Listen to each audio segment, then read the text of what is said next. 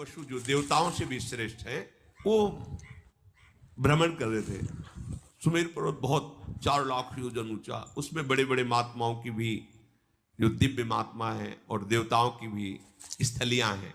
भगवान वशिष्ठ जी का वहीं आश्रम था, है वो भ्रमण कर रहे थे। सुमेर पर्वत बहुत भ्रमण कर रहे थे। सुमेर अष्टवसु जो देवताओं से भी श्रेष्ठ है, वो भ्रमण कर रहे थे।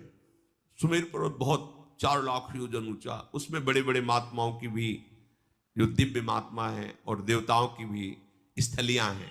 भगवान वशिष्ठ जी का वहीं आश्रम था। बड़े ही पवित्र पक्षी, मृग और सब ऋतुएं एक साथ उस आश्रम की शोभा बढ़ाती थी।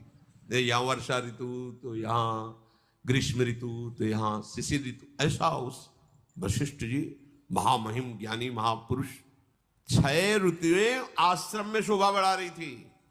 इतना विशाल काय आश्रम के अलग अलग ऋतुओं की शोभा अलग अलग उपवन में थी।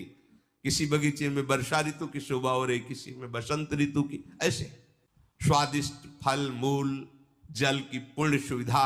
वशिष्ठ जी हर समय तपस्या परायण भगवदानंद में मगन रहते। वशिष्ठ जी के आश्रम में एक सुरभि रहती थी, उससे एक सुंदर गौ का प्रादुर्भाव हुआ जिसे नंदिनी गाय, चमत्कार पूर्ण नंदिनी जी थी।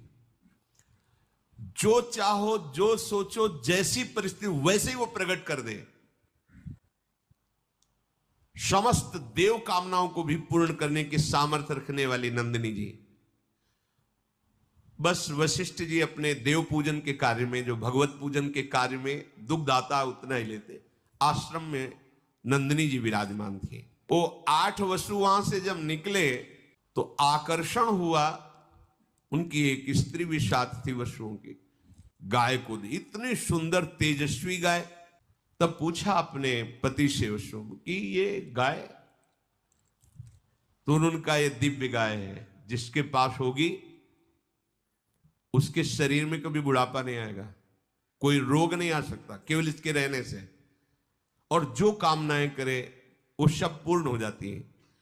और कहीं इसका दुग्ध पान कर ले